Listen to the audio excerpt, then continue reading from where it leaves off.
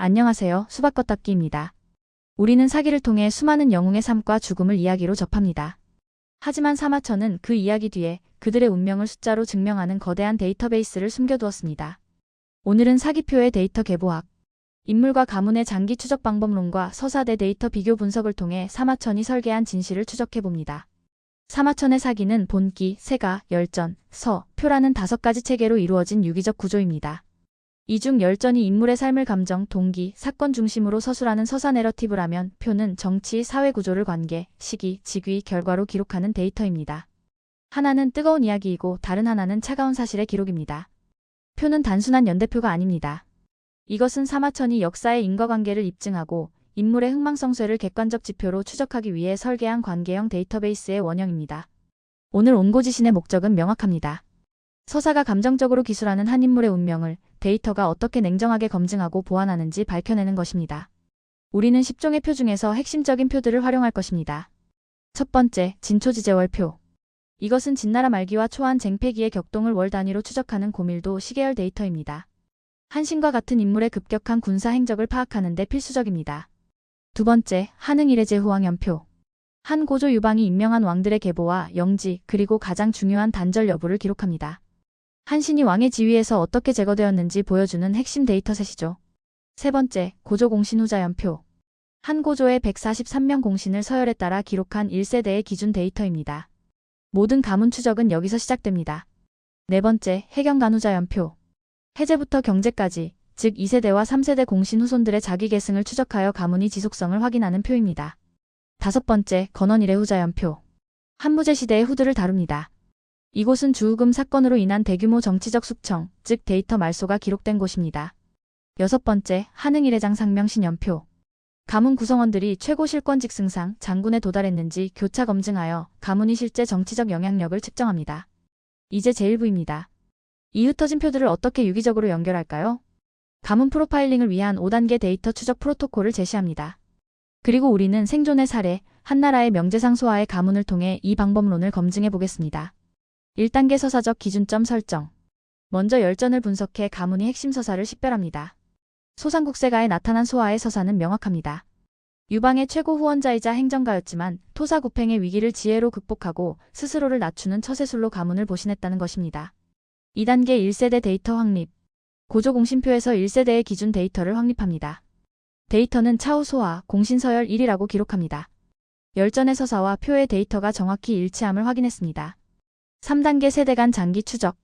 해경간표와 건원일해표를 통해 후손들의 자기 계승을 시계열로 추적합니다. 표의 데이터 필드에는 습, 계승, 좌면, 죄로 면직, 국제, 본국 폐지 등이 있습니다. 소하의 사례를 보니 차후 자기가 4대에 걸쳐 중단 없이 습, 즉 계승되었음을 확인합니다. 가문의 안정성을 보여주는 1차 데이터입니다.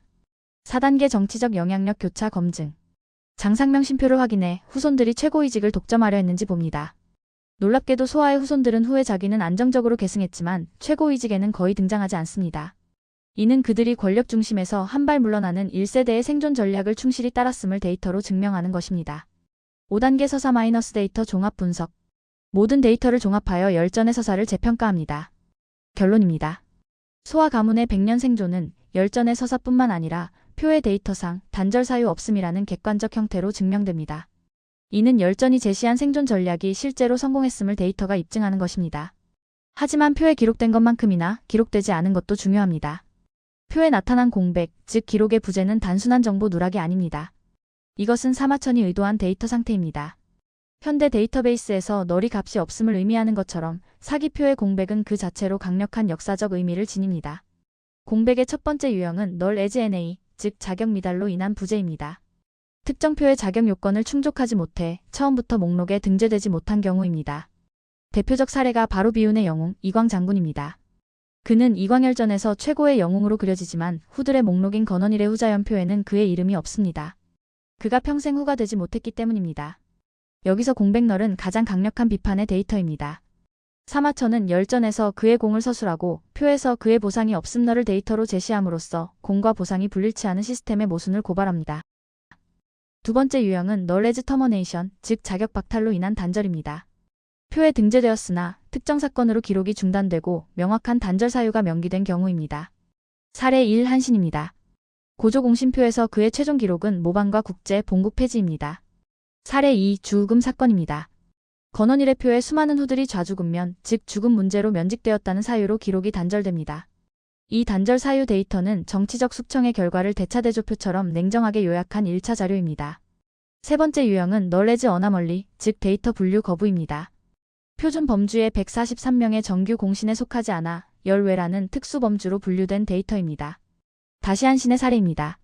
한신은 고조공신표의 143명 공신 목록 본편에 포함되지 않고 열외 회음후로 기록됩니다. 사마천은 한신의 공이 다른 공신과 비교할 수 없다고 판단했지만 동시에 그는 역적으로 최후를 맞았습니다. 이 모순을 해결하기 위해 사마천은 그를 열외라는 특수 카테고리에 배치했습니다. 이는 한신이 한 왕조 보상 시스템의 외부에 있었던 시스템이 감당할 수 없었던 예외적 존재임을 보여주는 데이터 구조적 선언입니다.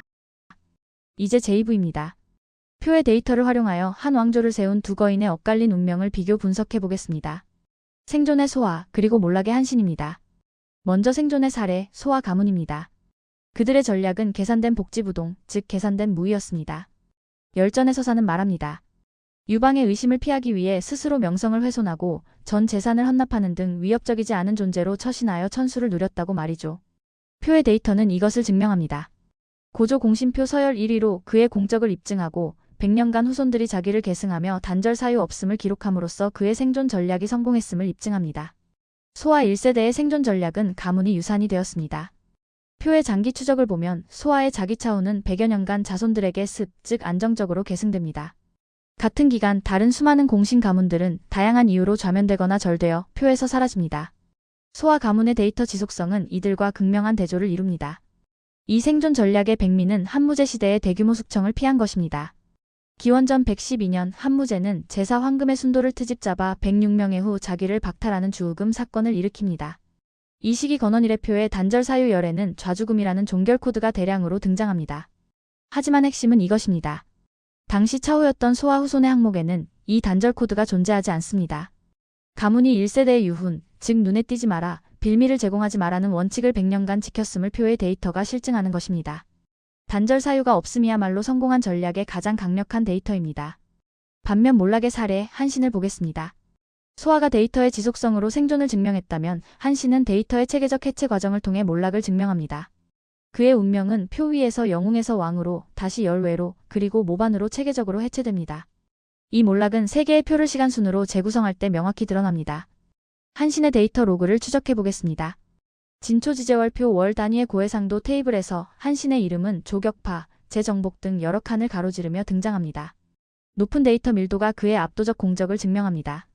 제후왕연표 공적으로 제왕에 봉해지며 왕의 테이블에 등재됩니다. 하지만 천하통일 직후 1차 강등. 제왕에서 초왕으로 이동됩니다. 세력 기반을 박탈당한 것입니다. 제후왕연표 2차 강등. 기원전 201년 유방에게 체포되어 왕의 지위를 완전히 박탈당합니다. 한신의 이름은 왕의 테이블에서 완전히 삭제됩니다. 고조공신표 왕 테이블에서 삭제된 한신은 후 테이블의 회음후로 다시 등재됩니다. 지위가 격화된 것입니다. 하지만 사마천은 그를 143명 정규 공신이 아닌 열외, 즉 어나멀리 예외로 분류합니다. 고조공신표 최종 데이터 입력. 기원전 196년 처형당합니다. 표의 항목은 모반이라는 단절 사유와 가문이 몰락을 의미하는 국제로 최종 마감됩니다. 표의 데이터는 한신이 영웅에서 왕으로, 그리곤 왕에서 삭제되고 열외로 격화되었다가 모반으로 최종 단절되는 5단계의 데이터 로그를 명확히 보여줍니다. 이 비교 대조표는 모든 것을 말해줍니다. 소화와 한신의 1세대 서사는 각각 지혜로운 행정가와 불세출의 군사 천재로 시작합니다.